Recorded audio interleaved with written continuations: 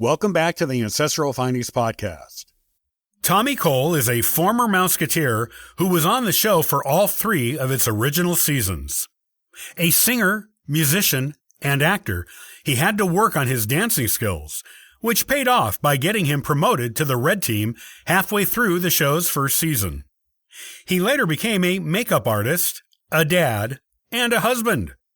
This is his story.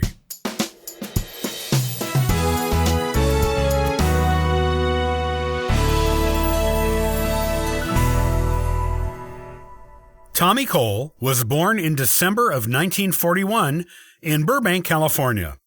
His dad was an editor at the Los Angeles Herald-Examiner newspaper, and his mom worked part-time as a welfare guardian for minor children at movie studios, something she got into after Tommy went into show business. Tommy has one older brother named John Cole.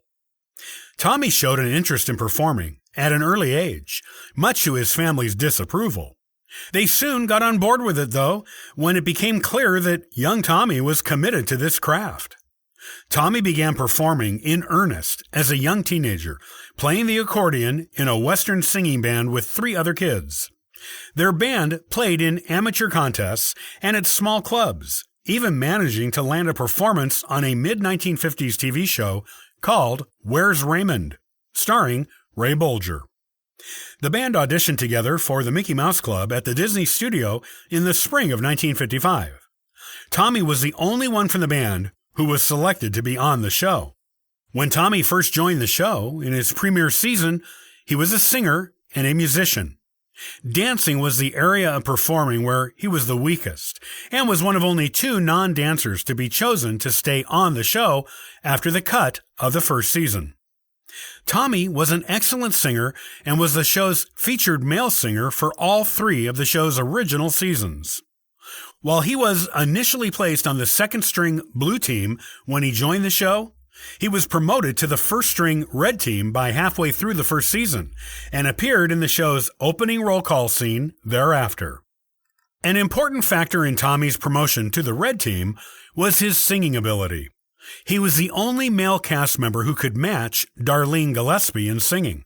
She was the most popular female cast member in the first season before being eclipsed by Annette Funicello.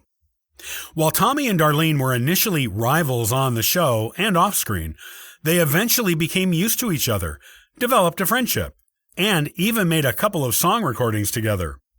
The studio pushed them to be a romantic couple with each other, and they appeared as if they were during public appearances for a while, thanks to the studio portraying them that way. They were, though, only ever just friends. Tommy did take singing lessons from Darlene's voice teacher, Glenn Rakes. After the first season, a new director, Sid Miller, was brought onto the show. He made the 10 kids who were kept after the first season do new solo auditions for him in January of 1956. Because Tommy's dance skills were still his weak point in performing, he took 2 months of dancing lessons with Birch Mann. The new dancing skills paid off at his re-audition, and he was offered a new contract for the show at his first season pay. This was a common tactic the studio used to avoid having to give cast members raises. Tommy was aware of this, even at his young age, and knew it was unfair, which pushed him toward a labor union mindset when he was older. Tommy truly shone in the show's second season. The roll call, of which he was a part, now featured singing and acting in addition to dancing. The studio made much ado of Tommy's novice dancer status in their publicity, and the official magazine of the show did a feature on him learning dancing steps from some of the show's girls. In the third season of the show, Tommy was one of only 3 boys who were in both the opening and closing segments of the show.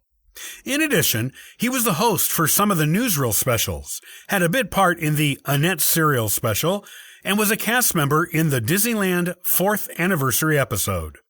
Tommy was with the show for all 3 of its original seasons. After the show ended, he went to Hollywood Professional School and went on a couple of live performance tours to Australia with other Mouseketeers in 1959 and 1960.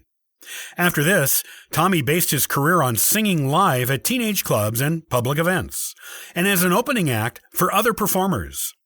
He also attended Pasadena City College, did a stint in the Air Force, and did a few guest star roles on some TV shows.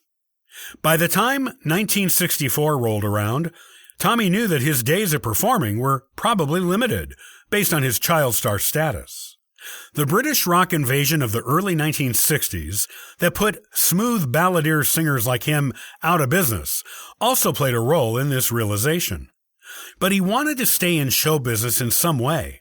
Thus, Tommy decided to focus on a career behind the camera. He became an apprentice makeup artist after becoming friends with the makeup artist on the TV show My Three Sons, when he made a few guest appearances on that show. That makeup artist did some initial instruction in the craft with him. Then Tommy went to work on his own, first at ABC, then at NBC, then as a freelancer as he became more skilled at the craft. In 1975 and 1977, Tommy was nominated for Emmy Awards in makeup design and finally won the Emmy in this category in 1979. Tommy is the only Mouseketeer to win a prominent show business award. After his win, he was nominated for the Makeup Emmy several more times, most recently in 2000. As for his personal life, Tommy met his future wife, Aileen, while he was still performing on a USO tour of Korea. Aileen was a dancer on the tour, which was headlined by Johnny Mathis. They married once they returned to the States and have 2 children together, a daughter and a son. Tommy continues to work in makeup, is active in his union, and typically serves as a spokesperson or coordinator for the remaining Mouseketeers, with who he is on good terms, as they all like and trust him.